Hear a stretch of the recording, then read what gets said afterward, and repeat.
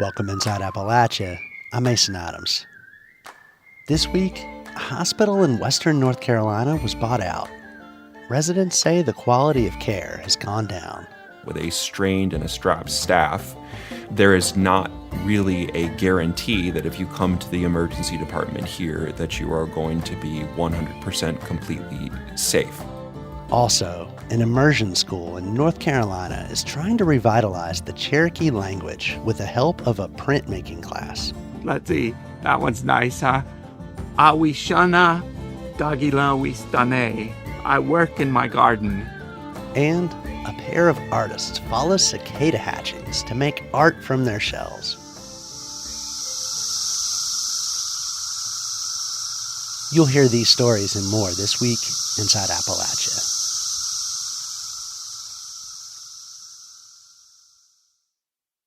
Support for this program is brought to you by Solar Holler, helping Appalachian businesses and nonprofits manage energy costs through solar power. Information at solarholler.com.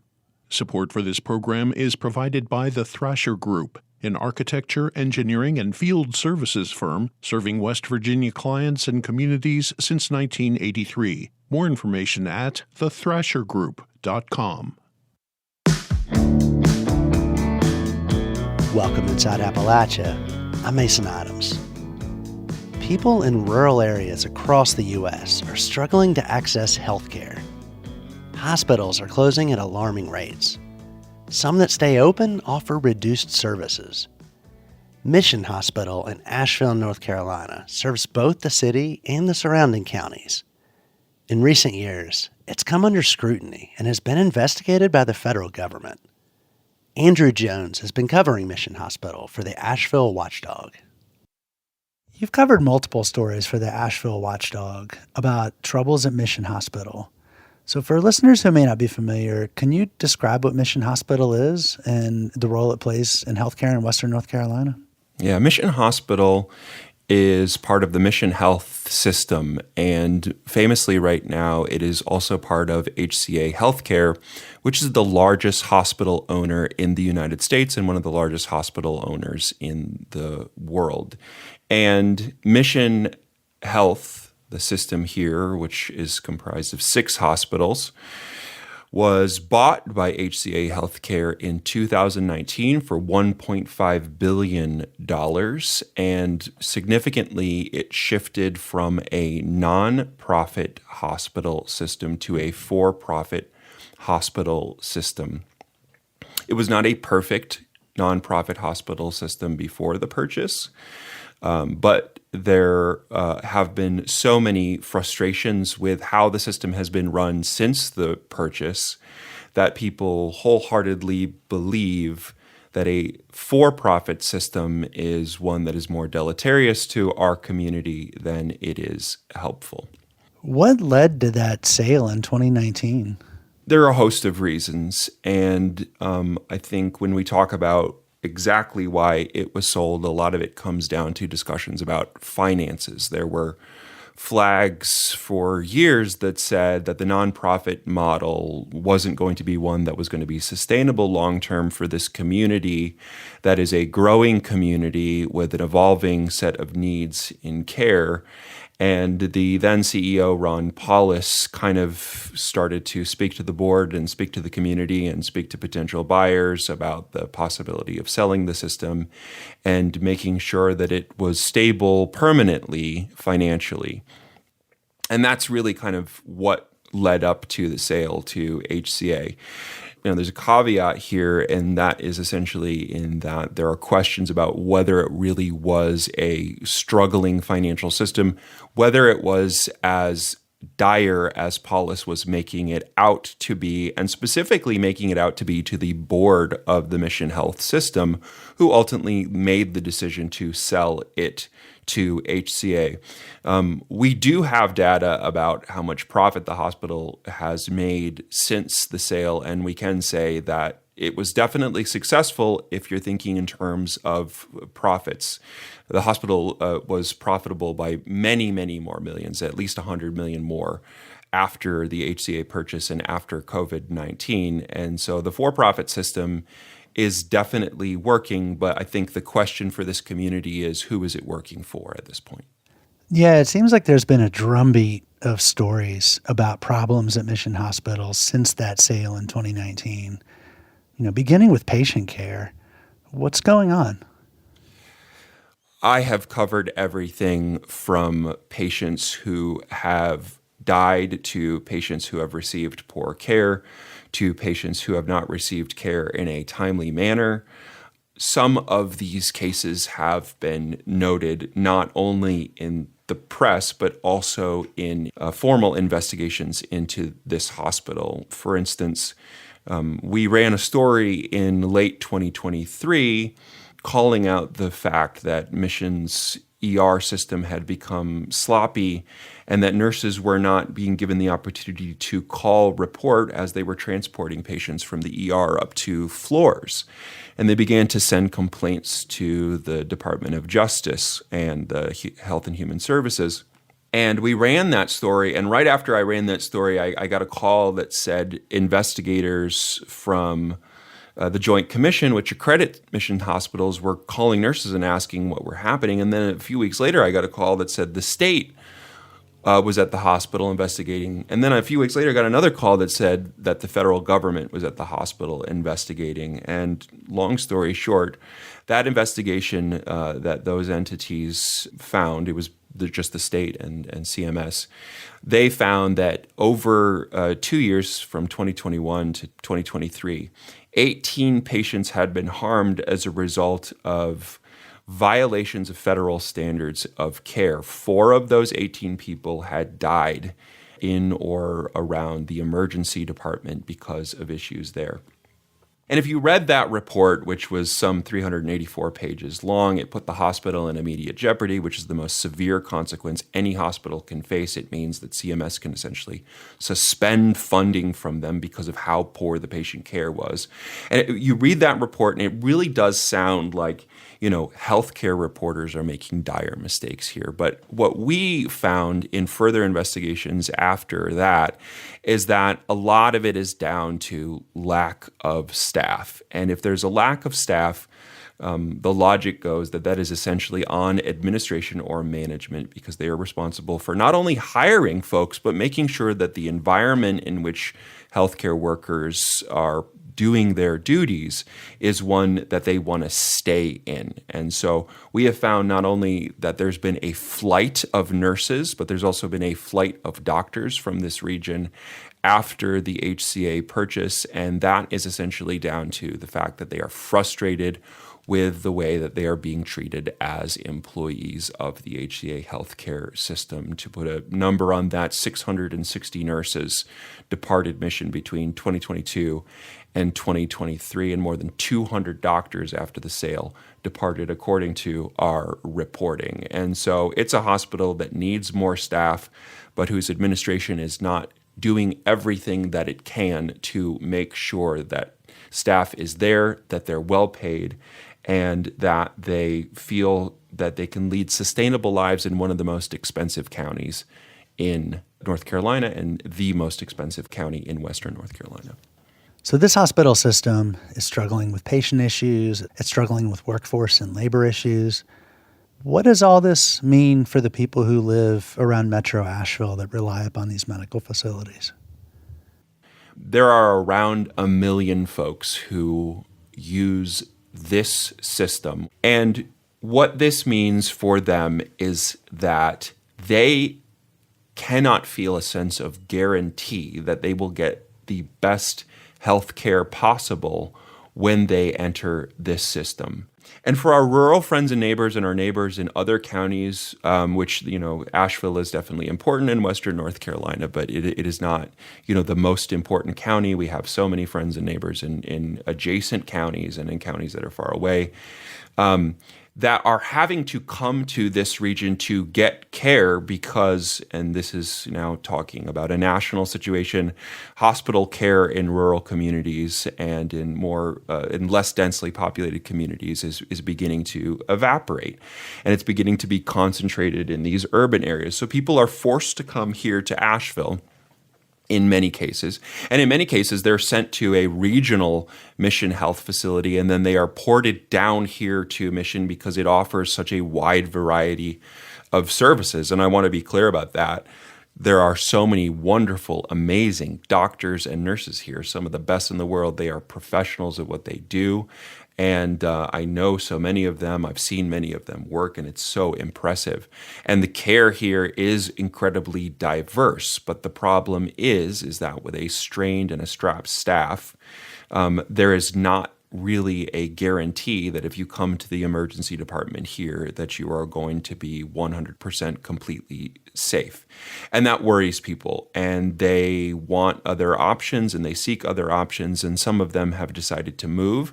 Not everybody has the financial feasibility to do that. Some of them have decided to choose other hospitals in the region like Advent Health or Pardee. Some of them have decided to go to Charlotte or even to the Triangle area to get services.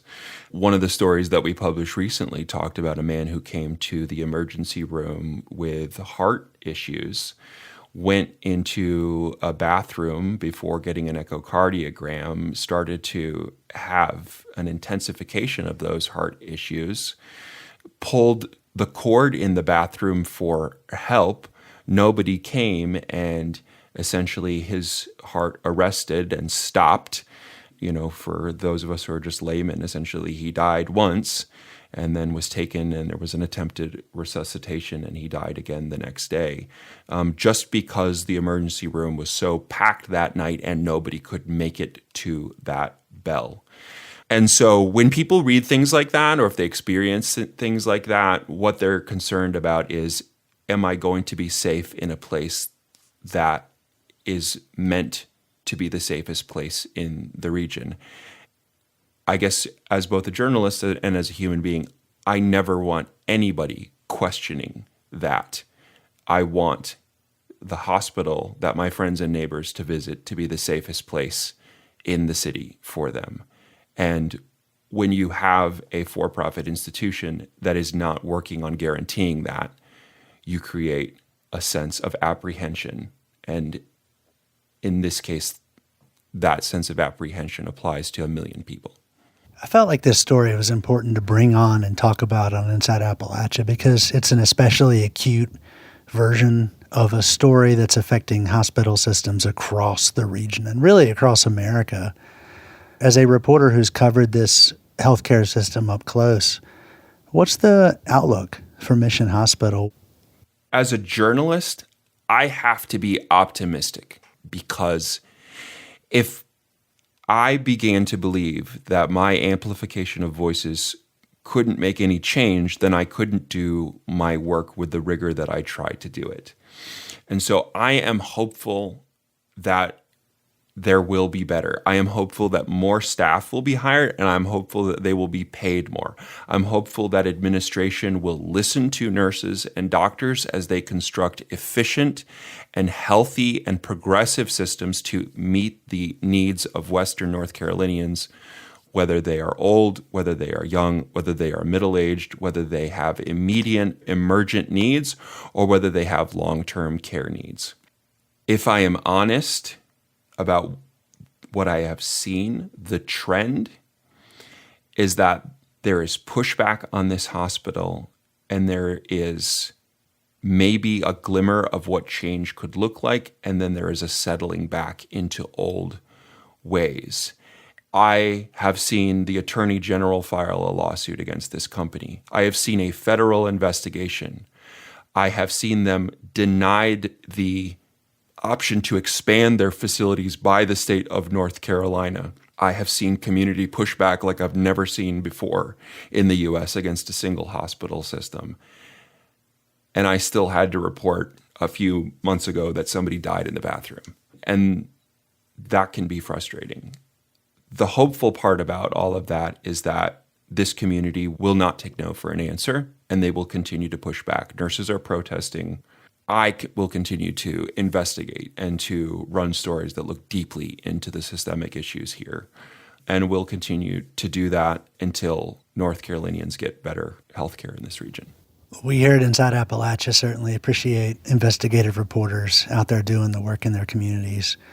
Andrew Jones, thank you so much for coming on and speaking with us. Thank you so much. It was a pleasure to be here.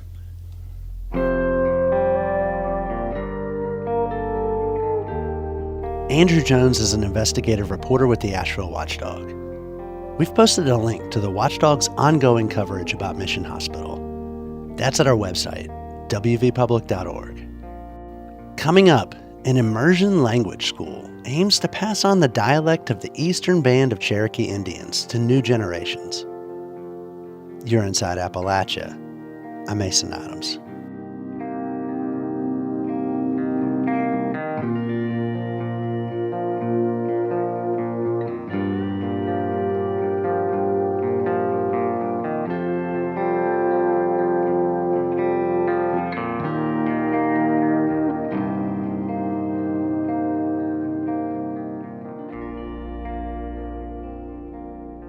Support for Inside Appalachia is provided by Concord University, educating the people of our region and beyond for more than 150 years. More information at concord.edu.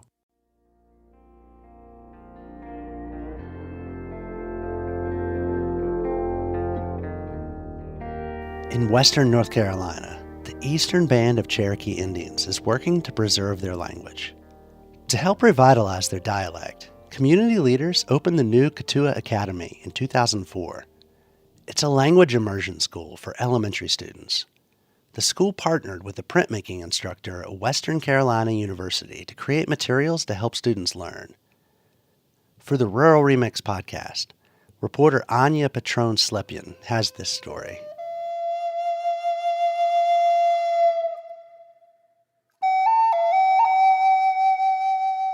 At the entrance to the new Katua Academy in Cherokee, North Carolina, a big red sign reads "English stops here." The elementary school is a Cherokee language immersion program. Classes, lunch, and after-school activities are conducted primarily in Cherokee, and the school's books, maps, and diagrams are full of the 85 symbols that make up the Cherokee syllabary. Dr. Hartwell Francis is the curriculum developer for the school. I guess you can think about it as guarding treasure. A language is a community's greatest cultural creation, and it has all of their wisdom packed into it in different ways. Though the Cherokee language has been spoken for thousands of years, it has been considered critically endangered since the beginning of the 21st century. This was no accident. From the 1860s until the mid-1900s, federal law required Native American children to attend boarding schools. These schools were created to force assimilation and weaken indigenous cultural ties. They required that students speak English, and staff punished students for speaking their native languages. Francis says this and other factors drastically reduced the number of Cherokee speakers. The Eastern Band of Cherokee Indians realized that the language was gravely endangered. They decided to create the immersion school to deal with the problem of the loss of the Cherokee language. For the last 20 years, the Katua Preservation and Education Program has been revitalizing the Cherokee language by teaching it to new generations. The new Katua Academy teaches students from preschool through the 6th grade. The goal is for students to leave the school speaking at an intermediate level. Access to Cherokee language learning materials is critical for the school's immersion program, but such materials are not widely available. One of the things that you realize when you start working with a language of a small population is there are often no materials or very few materials. And also, a lot of the materials aren't very pretty. That means the school staff has had to get creative. 4 years ago, Francis approached Tatiana Potts, a printmaking and book arts professor at Western Carolina University, with an idea: to hand-print Cherokee language materials that could be used in the classroom of the new Katua Academy.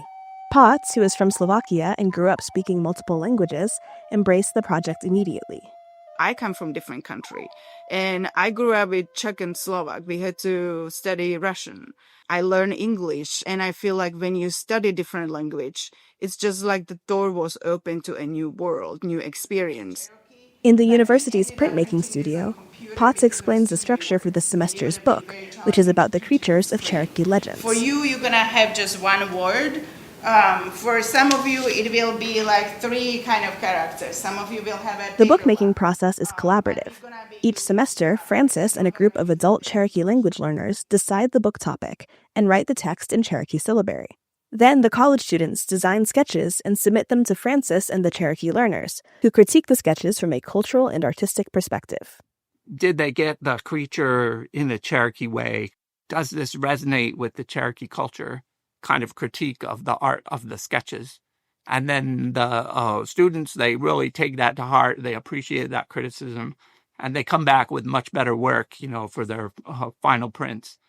Francis says this do-it-yourself approach is common among indigenous tribes. I think that's what you see in American Indian language programs. You see the people making their own material, and it has to be that way to a certain extent. Most of Potts's printmaking students are not indigenous, so the cultural research they do helps them analyze their own worldviews and default assumptions. For example, a book that goes through a day in the life of a Cherokee person prompted discussions about how characters should be drawn. Let's say he's a swimmer. Should we do the gender? Should we do the color of the skin? So how are we going to relate completely to culture of Cherokee so the children can see themselves? One page depicting a Cherokee garden shows the three sisters, corns, beans, and squash, three crops that are traditionally grown together. This student, for example, they do research and they looked up what actually is meaningful of what would you find in their garden. So it is learning experience. Let's see. That one's nice, huh? Awishana Dagila Wistane. I work in my garden. Once the art is approved, the students screen print 10 copies of their sketches. In the studio's darkroom, Potts shows her students how to coat their silk screens with emulsion. She pulls the thick, light pink liquid over the screen with a large squeegee. You want to press? When you're on top, you tip it back down. Once all the pages are printed, Potts and a select group of students glue and bind those pages into 10 limited edition books. At the elementary school, the books are used to support a range of subjects, from science and art to social studies. Because the books are handmade with Nukatua Cherokee learners in mind, the elementary-age students have a unique chance to see themselves and their community represented in their school materials. For example, one book focused on local architecture includes important buildings in the Cherokee community. It looks like the post office here in town instead of some random, cliche post office. We can create connection through making the image and making them happy about what we're creating, and then making it beneficial for children to be excited to maintain this language. So I think there's really good discoveries through these kind of connections, and it's always important. The project also sparks imagination and creativity among the students who use the books. For example, seeing a college student's rendition of the ulagu, a house-sized yellow jacket from Cherokee mythology, could prompt a kid to respond with their own drawing. It's hard for, like I say, a third grader to read about these fantastic beasts and imagine them from the text. And so if you have a picture, then you can say, well, that's a nice giant hornet, but that's not the kind of giant hornet I was thinking of. And it will inspire them to artistic creation, in the same way from their own cultural base. The book's contents, as well as the language they're written in, support the critical mission of the new Katua Academy. There's a very cultural need to have Cherokee language to keep the poetry of Cherokee language alive, the literature of Cherokee language alive.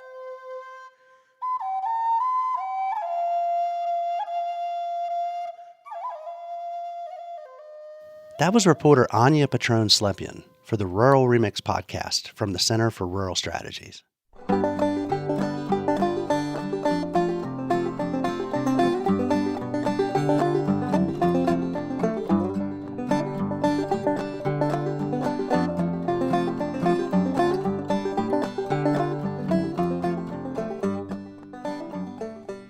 West Virginia's Snowshoe Mountain Ski Resort is one of Appalachia's premier destinations for winter sports. But while tourists flock to the resort each year, it's had problems attracting locals. Until a local woman came up with an idea for how to change that. WVPB's Maria Young has more. Like so many success stories, Nature's Mountain Classroom began with a problem.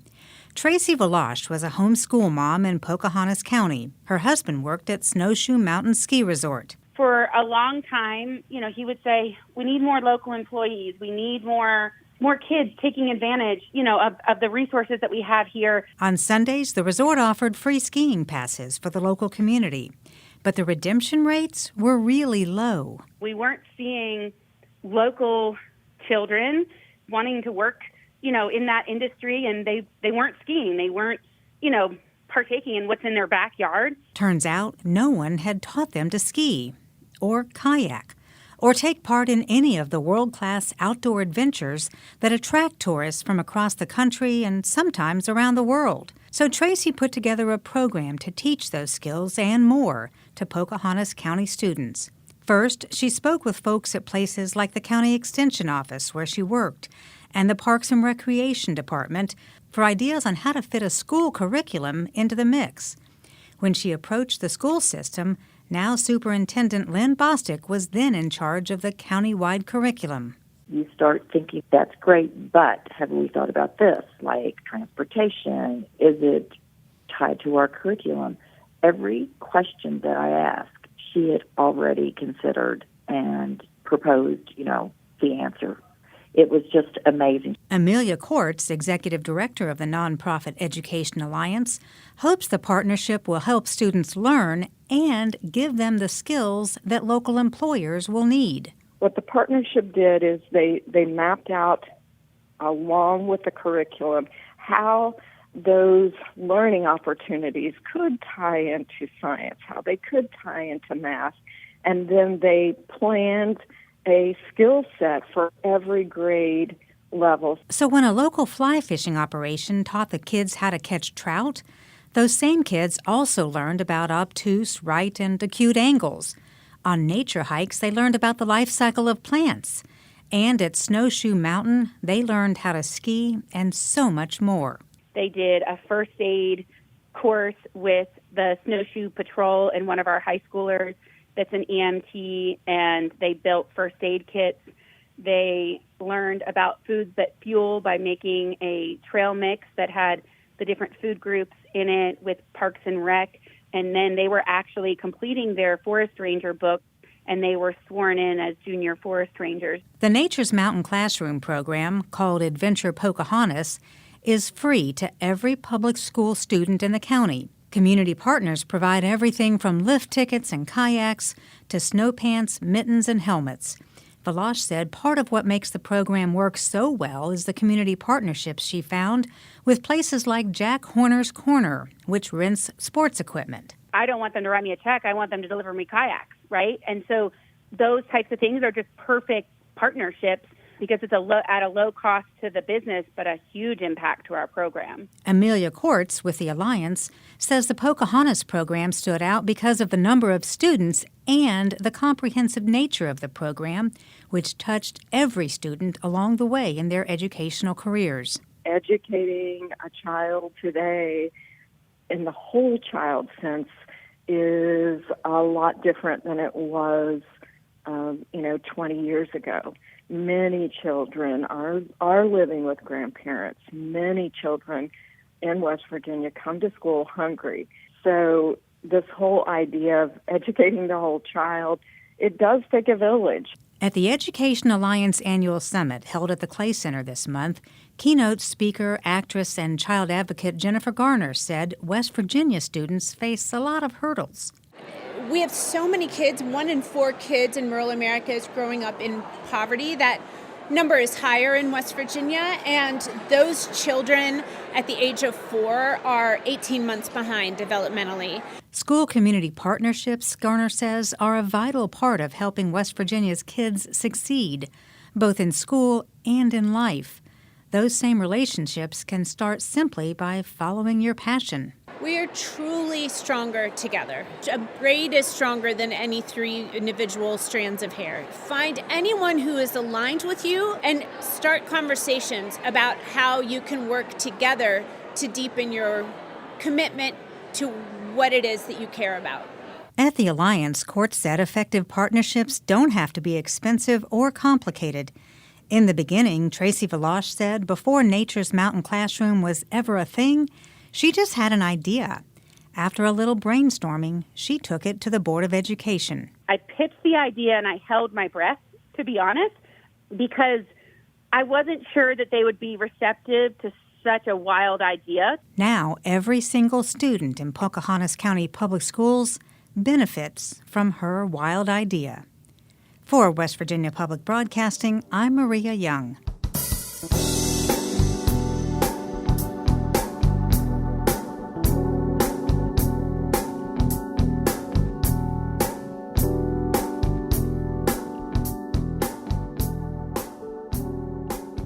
Otters once inhabited every river system in Pennsylvania.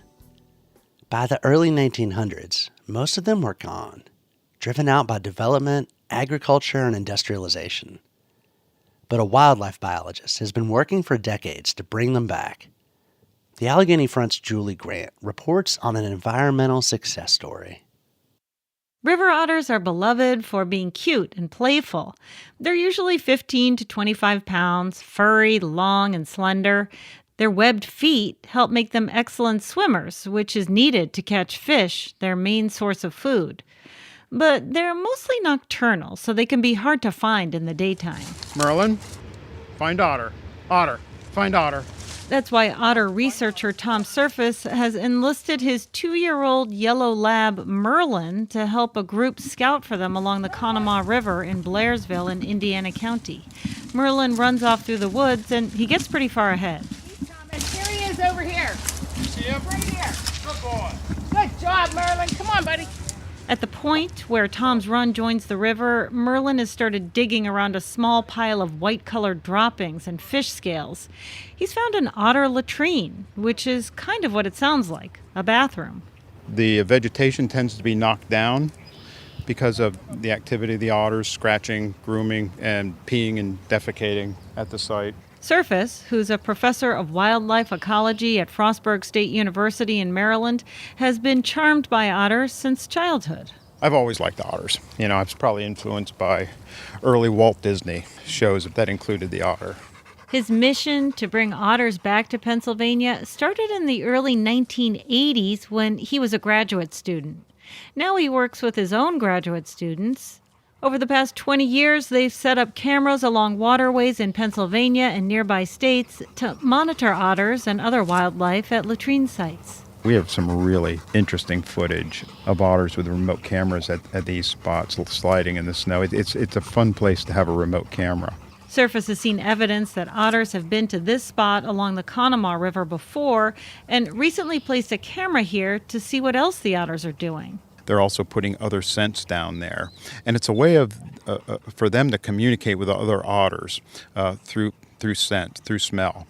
So these areas get used fairly frequently, but they're widely dispersed along the shoreline. Otters once existed in every major river system in the state. Tom Keller is the fur-bearer biologist at the Pennsylvania Game Commission. He says there was evidence of otter remains in the state's indigenous settlements and traditional stories of the otter's bravery. River otters with their torpedo-shaped bodies and strong jaws are the largest members of the weasel family. Even coyotes, the state's largest canine, leave them alone because river otters can be fierce. They show very little fear. They defend themselves and their young very ferociously.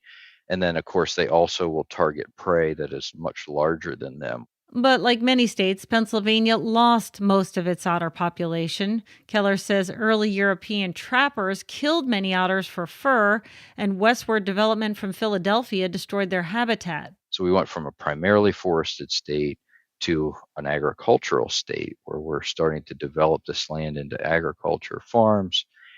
And then we start to see a lot of our water sources start to be dammed up for a variety of different mills and tanneries.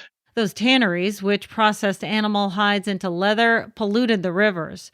So did the tin plate industry, the steel industry, and back then it was legal for coal companies to abandon mines after taking what they wanted. And that led to pollution draining into the rivers. What I would say would be very poor water quality over several centuries. We really lose what we would consider good otter habitat. And of course, we're losing otters in general through some of that unregulated trapping. So with that came the fall of the otter. The only river otters left in the state were in the Pocono Mountains. And in 1952, the State Game Commission legally protected river otters. Then, starting with passage of the Clean Water Act in the early 1970s, people started cleaning up the rivers. I'm John Wenzel. I'm the executive director of the Conemaugh Valley Conservancy. Wenzel says upstream of the Conemaugh River is Stony Creek, which had some 280 mine discharges in the 1990s. But watershed groups, along with the state and industry, got 24 mine drainage treatment systems built. And about 1.6 billion gallons of clean water comes out of those treatment systems every year. That's a real contribution. It also meant otters could have a chance at a comeback. Tom Surface started planning to reintroduce otters in the 1980s in hopes of repopulating Pennsylvania's river systems. In the 1990s and early 2000s, he and a team released more than 150 otters across Pennsylvania, including 28 into the Youghiogheny River, and some of those are believed to have made their way to the Conemaugh. The success of the reintroduction populations is encouraging. Surface says it's not known exactly how many otters live in the state today, but he and the State Game Commission get reports from people who see otters along the rivers, from trappers who are now allowed to capture one per year in the state, and from their cameras placed near latrine sites. Obviously, it feels very good for me and other conservationists who are interested in our native wildlife. So it's a great environmental success story. Surface credits the Clean Water Act and action taken to clean up waterways. He says Pennsylvania's success is similar to 22 other states that have reintroduced river otters. Now he's working with the Conemaugh Valley Conservancy to make otters a flagship species, a familiar, friendly, if sometimes ferocious face to promote clean water initiatives. That was the Allegheny Front's Julie Grant. Across Kentucky, Tennessee, and West Virginia, Brood 14 cicadas have emerged and covered the region in their loud drone. Although some folks are annoyed by cicadas, others find profound meaning. Louisville Public Media's Justin Hicks has more. It's a warm afternoon in Mount Washington, Kentucky, and artist Diego Miro Rivera and his pal Zane Giordano are here from Austin, Texas. And they're driving around looking for what they call juiced-up trees. And juiced up is that one side of the tree, you can see more than 100 cicadas on it. You see, Miro Rivera makes art that's huge and composed of thousands of cicada shells. The shells are hung on burlap canvas and arranged in dense patterns, so he needs lots of shells. Eventually, they find a juiced-up tree in someone's front yard. And as you might imagine, it's hard for folks to believe someone finds value in these leftover husks. Excuse me, sir. We're cicada hunting right now. Wow. Great question. We're making paintings out of them. Art project, if you will. All right, look. The guy kind of laughs and basically says, go for it. Yeah, let's go. They start carefully collecting shells, trying not to break them. The goal is to get 100,000 shells, which means they'll do this over and over and over. Here we pinch the body, and then it unlatches it, and then that's when we pull back. So why are there so many cicadas right now in Kentucky, Tennessee, and West Virginia? Well, Jonathan Larson, entomologist at the University of Kentucky, says the region is witnessing a 17-year cycle that's all about sex. It's not hard to understand the cicadas, he jokes. You just need to imagine a college party with boy bands. They're all hanging out. They're like, bro, you are amazing. Bro, you are a great singer. Let's all sing together. And then they start to make a chorus. The chorus attracts the females to the tree. They pair off then, and they'll sing a courtship song to an individual female, kind of like a guitar guy at a college party. Puts a lot of energy into singing, a lot of energy into mating, and then dead. Larson says brood 14, which he likes to call the bourbon brood, are the great-great-great-great-great-great-great-grandkids of the same cicadas that the Pilgrims saw. He says the bugs connect us to history and serve as milestones in his own life. He remembers seeing them as a kid. Now he hunts for them in the backyard with his daughter. My daughter is 8 right now, and this will come back out in 17 years, so she'll be 25. And it'll be a very different relationship between us by then. I think it puts things in perspective. They're a helpful insect for that. Back in Mount Washington, Miro Rivera and Giordano are still collecting shells. Giordano says they've been working on cicada art for about a year, and its meaning is still evolving for them. Something we constantly say to each other is like, there's something about cicadas. There's something about it. Miro Rivera says lately cicada cycles have taught him something about political cycles. He created one piece entirely during the November election, from when the polls opened to when they closed. And it's almost the same way that these cicadas, if you're not part of a brood and you're not emerging in cycle with other cicadas, it's like you get lost in a different kind of chaos. Now, Miro Rivera knows some people may find different lessons in his work. He just hopes they'll take away some appreciation for the humble cicada. I'm Justin Hicks in Mount Washington.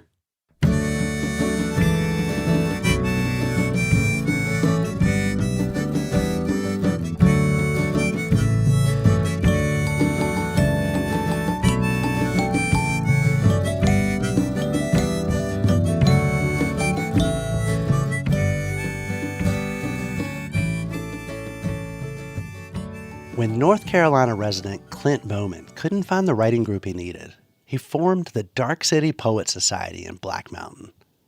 Bowman has used the group to develop his poetry, some of which explores people and their connection to nature. Producer Bill Lynch spoke with Bowman last fall about his collection, If Lost. Would you like to read something? I was going to read basically the title poem for the whole book. So If Lost, it happens at the very end, but I feel like it kind of captures the collection pretty well. So I'll read If Lost. Look around, establish your bearings. Take note of the scratched hemlock where the trail turns south. Don't rely on wives' tales or the growing patterns of moss. Notice nature warn itself of your intrusion. That warbler isn't singing to you. It's alerting the bear around the bend. Know your way out so you can tell someone lost one day. Go downhill if disarrayed. Act like water. Don't be afraid. Tell me about that poem, which also kind of leads into the whole idea of the collection, which is broken into three parts, right? You've got establish your bearings, notice nature, don't be afraid. About that poem and then kind of branch into the collection. So the whole idea of it actually originally came to me whenever there's maps all over. I had to go out hiking a ton, and I do it a lot for my job and just for on my spare time as well. And there was a map of the area that actually said, if lost, ? And then it just said, go downhill. And that was all they said. And so that kind of started the whole idea of these sayings that people have for what to do if lost. And so then I ran with that idea and put together If Lost, the poem, throwing in things like the wives' tales and the moss and the way that moss grows on trees, and to go downhill and act like water. I kind of wanted to loop that all back into how everyone, I feel like, is lost in some way. The book is split up into 3 different sections. Each section is a line from this poem. So you have establish your bearings. And so that kind of sets the setting of the book and really brings the reader kind of into the place of where If Lost takes place, which is heavily influenced by where I currently live in Black Mountain and where I grew up in Davidson County, which is closer to the Piedmont region of North Carolina. And so you kind of get the setting through establish your bearings. And then in section 2, notice nature, I try to do a lot more parallels between kind of like human suffering and environmental suffer, and how everything and everyone is kind of lost in some way. And then the don't be afraid in section 3 kind of brings it all full circle and saying, you're probably not as lost as you think you are, and just stay calm and don't be afraid, and you'll be on your way, basically.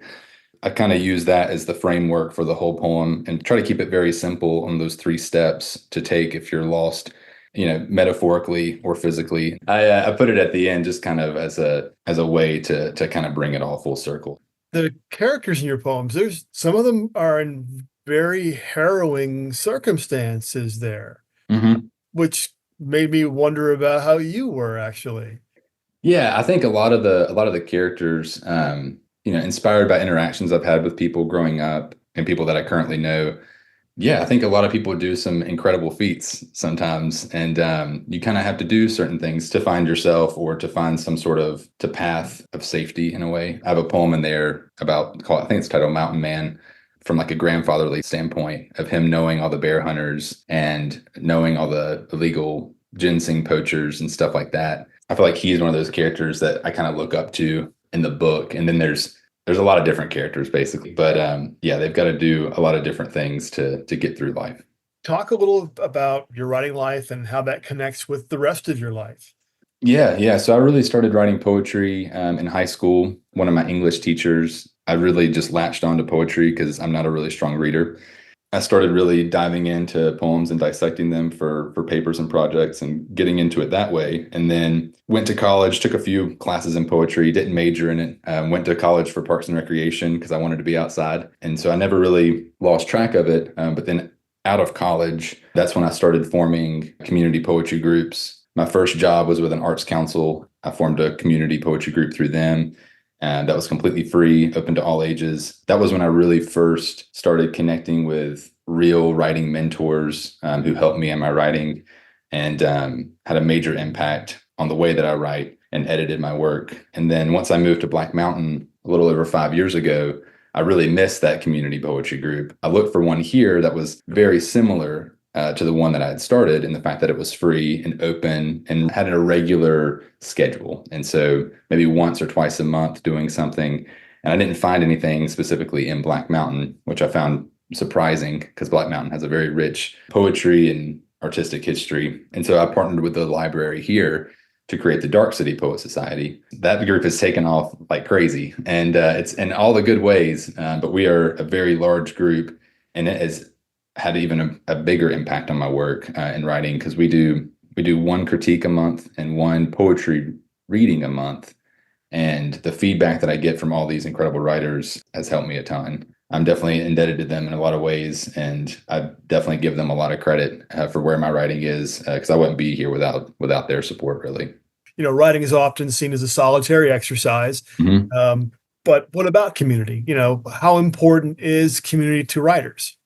Yeah, I think it's vital to writers, because I mean, being in a community allows you to feel heard and supported and not so alone or not as crazy as you think you are. We get so many people coming into our groups who are afraid of sharing, which is natural. And, you know, they don't have to share if they don't want to at either meeting, either the critique or the reading. They don't have to share at all. They can just sit and listen if they'd like. But eventually they hear enough of other people's work and they're like, oh, yeah, my poetry is not that crazy. You know, like they hear other people's stories and the things that they live through, and they see the courage that it takes through those people to share, and they kind of slowly gain up the courage to do it themselves. And so I think it really helps to branch out. I'm an introverted person in a very extroverted role, if that makes sense. But I have to do it to get out of my shell and to learn from others, because it's helped me tremendously. So I've got to do it. You mentioned you have a day job that keeps you outside. What do you do? So I'm a recreation coordinator, and so I do a lot of outdoor programming, hikes and river cleanups, and removing invasive species, which plays a big role in the book, If Lost, kind of the ways that our ecosystem suffers and in ways that are directly and indirectly influenced by us. And then on top of the outdoor programming, I also do special events. We do like a concert series that I'm in charge of, and some holiday events as well. Sounds like a pretty busy life. What do you do in your spare time? I'm writing and reading in my spare time, and then going on hikes with out groups, and going swimming in some swimming holes. You mentioned being kind of an introvert. So tips for other introverts who want to read poetry out loud. My biggest tip would be to read out loud to yourself and get used to the sound of your voice, and just getting used to reading out loud. It sounds a little weird, but I read out loud basically every morning. I'm used to hearing my voice, and then going out and just getting experience, because it's different reading to yourself and then getting behind a mic and hearing it reverberate back to you a little bit. So it takes a lot of practice to get used to that. And I still stumble so much on it, and it scares the crap out of me every time I get up behind a mic. So I've gotten a little bit more used to it. I realize it's not, do or die anymore. The poems you read every morning, is it your own work, or do you read other poets? Oh, definitely other poets, not my own work for sure. I'll maybe do some edits if I feel led to, but mostly reading just kind of some of my favorite poets. A lot of Sharon Olds and Gary Snyder, and a little bit of like old poetry as well with like Walt Whitman. And yeah, just kind of reading more of the poets that I look up to. The book is called If Lost by Clint Bowman. Clint, thank you very much. Thanks for having me.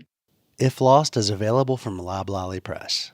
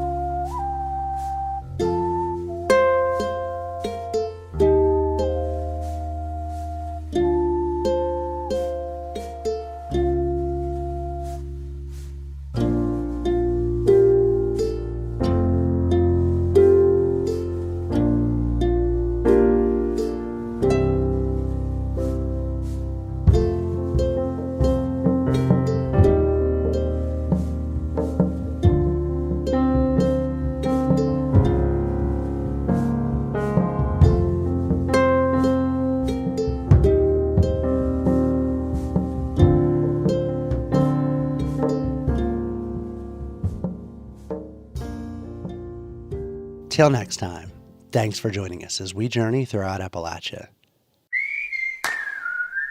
Our theme music is by Matt Jackford. Other music this week was provided by Hello June, John Ingram, John Blissard, Paul Loomis, and Blue Dot Sessions. Bill Lynch is our producer. Abby Neff is our associate producer. Our executive producer is Eric Douglas. Kelly Libby is our editor. Our audio mixer is Patrick Stevens. You can find us on Instagram @InAppalachia. You can also send us an email to insideappalachia@wvpublic.org. Visit wvpublic.org/InsideAppalachia to subscribe to our newsletter and stream all of our stories. Or look for Inside Appalachia on your favorite podcast app. Inside Appalachia is a production of West Virginia Public Broadcasting.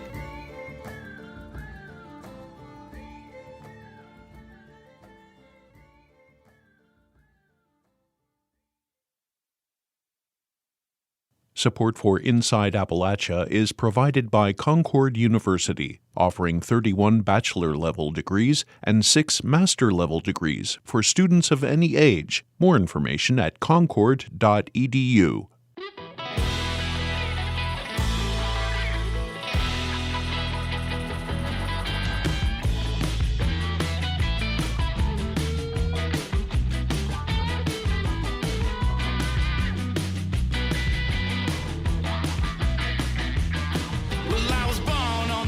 Of an old dirty river, live my life without a care or a clue. Climbed to the top of the mountain until my mind became unglued.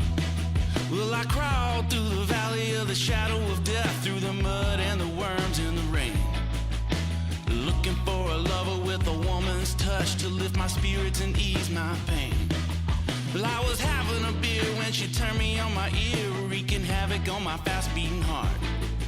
I knew something was cooking by the time she caught me looking. It was hot and heavy right from the start.